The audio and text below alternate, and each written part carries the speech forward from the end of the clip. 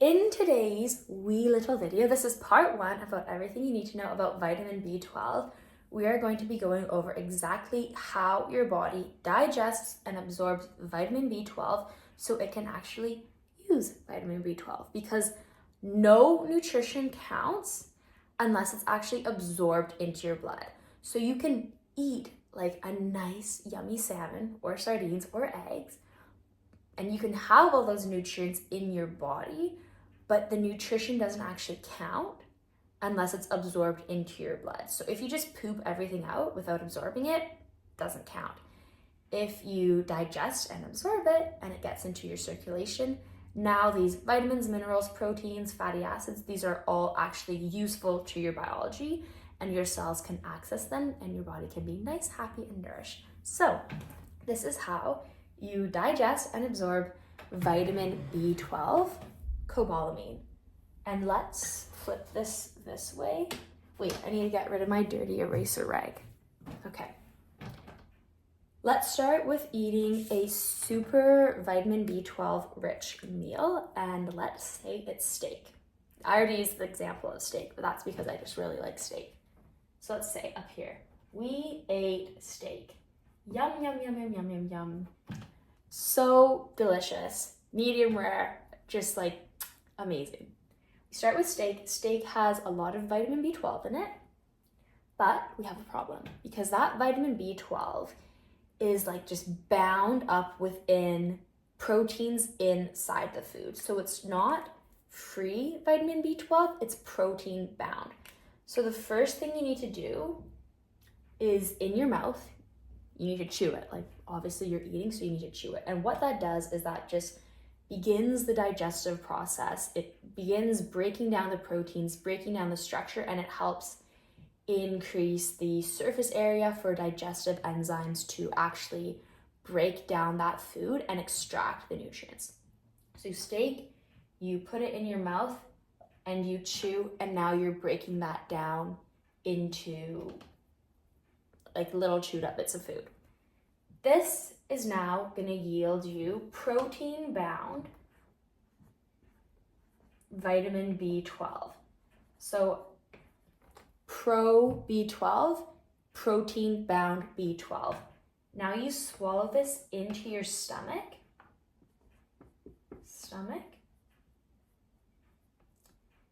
And this pro B12, protein bound B12, must be digested. What we need to do is we need to extract all this B12 from the protein from the food that you just ate.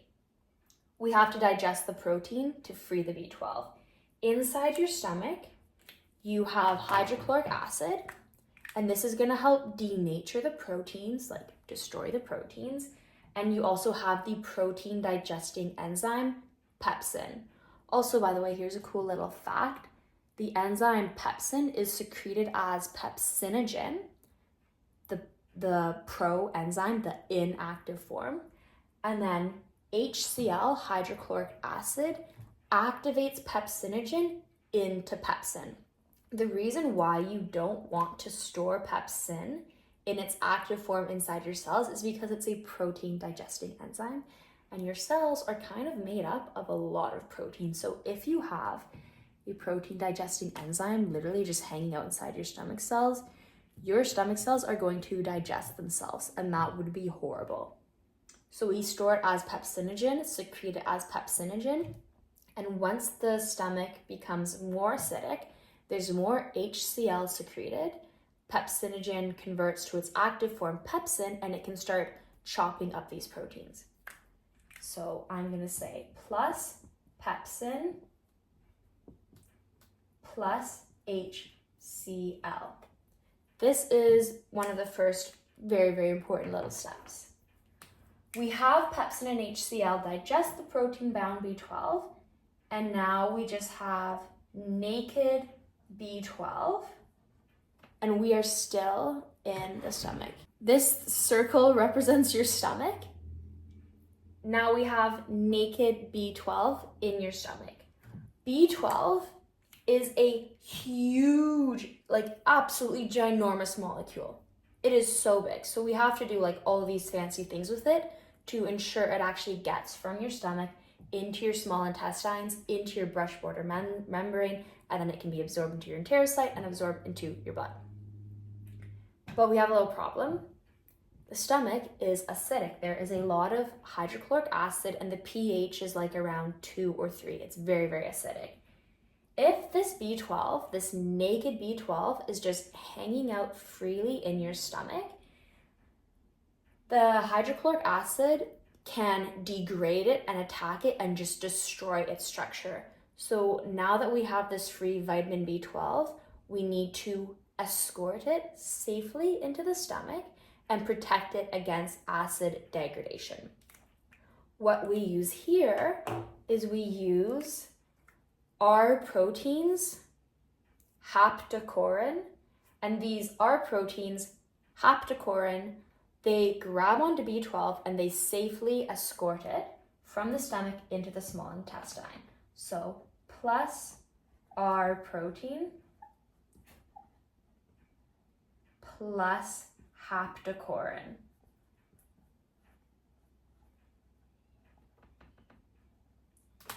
R protein and Haptocorrin, they bind B12 and they take it from the stomach to the small intestine. So SI stands for small intestine. And this little tube is your small intestine. Cute. This B12 comes into your small intestine. And here's the cool little thing. Your stomach is super acidic. Your small intestine cannot be acidic. Like if your small intestine was super, super acidic, that would cause a huge amount of damage to your gut. It would screw up your gut microbiome because all this intense acidity would literally just like kill off all your beneficial microflora. And it would cause a lot of damage to your enterocytes. Like it would increase inflammation, increase your risk of leaky gut. It would just cause all these problems. What happens in your small intestine is actually your pancreas. Let's just call this pan. Your pancreas secretes bicarbonate. And what this bicarbonate does is it neutralizes the stomach acid. So inside your small intestine, it's a little more alkaline, less acidic. What happens when the B12 bound to Haptocorrin, bound to the R protein, shows up? The alkaline environment of the small intestine changes the conformation of the R protein, causing the R protein to release vitamin B12. So this B12 R protein complex goes into the small intestine, and the R protein releases B12. Now we have naked B12, free B12. This is the next step. We need the protein intrinsic factor to grab onto B12. Intrinsic factor is secreted by the cells of your stomach and it travels into your small intestine as well. And in your small intestine, intrinsic factor grabs that vitamin B12. So now in your small intestine, we have B12 bound to intrinsic factor. Oh no. Okay. This is how vitamin B12 is actually going to be absorbed. This B12, and B12 is a huge molecule, by the way. It's absolutely ginormous. It is big, big, big, big, big. And now we have it bound to intrinsic factor as well, so it's even bigger. This B12 intrinsic factor complex, it's bigger than amino acids, it's bigger than peptides, way bigger than any of the other vitamins or any of the fatty acids that you would absorb through the standard methods of micelle absorption, passive diffusion, active transport, facilitated diffusion. This is way too big to be absorbed through any of these mechanisms. What we do to actually absorb this is all along your small intestine. It travels all along your small intestine, and then it is absorbed by receptor mediated endocytosis. This is literally when the B12 IF complex binds to a receptor on your enterocyte, on your gut cell, and it activates that receptor, and it literally causes your cell to like engulf the complex. There's no transporter, there's no facilitated diffusion sneaking through the membrane. Your cell literally has to engulf it because it is so big.